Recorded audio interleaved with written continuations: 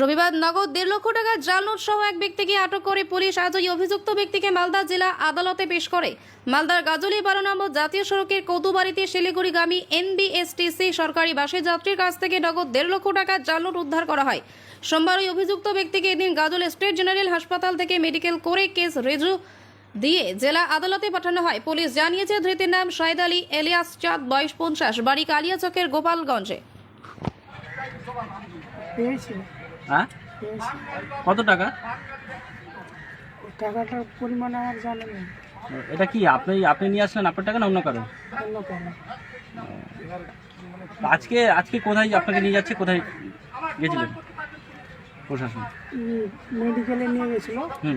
এরপরে এখন কোর্টে নিয়ে যাওয়া হবে নাকি? আচ্ছা। কি নাম আপনার? শাহেদ আলী। হ্যাঁ, শাহেদ আলী।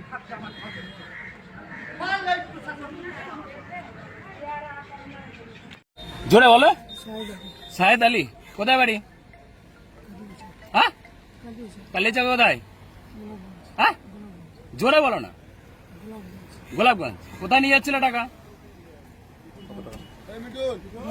হ্যাঁ, কোথায়? ডালখোলা। কত টাকা?